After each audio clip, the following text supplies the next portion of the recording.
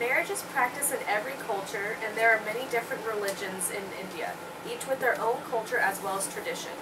This is the time where two people come together to make a commitment to be with one another. According to weddings.iloveindia.com, marriage is regarded as the most important as well as social and religious event in Indian culture. The site continues on to state that it is considered to be the most sacred and vital affair in one's life, and an Indian wedding is extremely elaborate and an intricate event. First of all, in bocoup.com, it states that before any wedding to begin, there must be a parental consent on both the bride and the groom's side, unless it is a arranged marriage. Then, according to weddings.iloveindia.com, the wedding festivities can begin with pre-wedding rituals before the ceremony. The site even states that Indian culture were practicing pre-wedding ceremonies for a long time throughout Indian communities, known as Mish, ring ceremony, Ashwand, or Manji.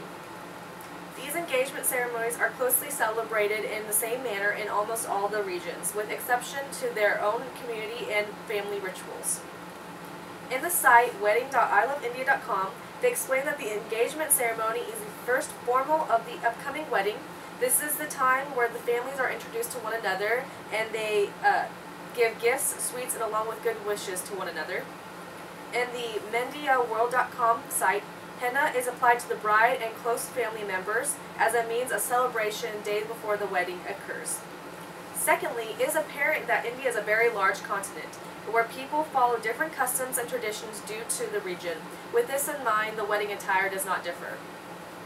The most common wedding dress, according to marriageinasia.com, is the Indian bridal sari. In bocoup.com, the sari is generally made up of red silk to signify fertility, which is then embroidered with a heavily golded thread, and the sari is also ornamented with beads, sequins, goda patti, or pearls. The bride is then accessorized with traditional ornate gold jewelry. The groom, on the other hand, has two options of a wedding attire. He can either choose between a custom long tunic that's also embroidered with gold thread called a sherwani with a kuta pajama pant, or a simpler dhoti and tunic. Also in weddings.iloveindia.com states that the wedding itself takes place for several days to a week, and the bride and groom are treated like royalty throughout the whole entire process. The wedding place, generally located at the bride's residence, is decorated with elaborate carpets along with gold and red as the main color of the decor. Exotic incense candles are being burned as the aroma fills the room, creating an atmosphere of pure and refreshing for the guests. Not to mention the post-wedding ceremony. According to IndiaWeddingPlanner.com, it soon then begins. The first post-wedding party is a wedding reception, usually in the same venue as the marriage ceremony with the special guests. This is the time where the friends and family come together, wishing the newly married couple a happy, emotional journey, and then they relax over drinks and food. And thus far. The Vidai is the time where the bride is given a final send-off from her parents' house to the groom's house for permanent residence.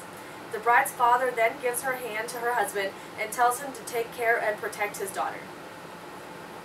This is the time that marks the end of the ceremony. According to weddings.iloveindia.com, it is the most emotional aspect of the entire ceremony. In conclusion, in the Indian culture, it is not just the joining of two souls, but also the joining of two family members coming together, and the two families in general coming together. Weddings, regardless of culture, tradition, or ethnicity, is a time of celebration. It is a means of family and friends coming together to celebrate couples' commitment to spend the rest of their lives together. Thank you.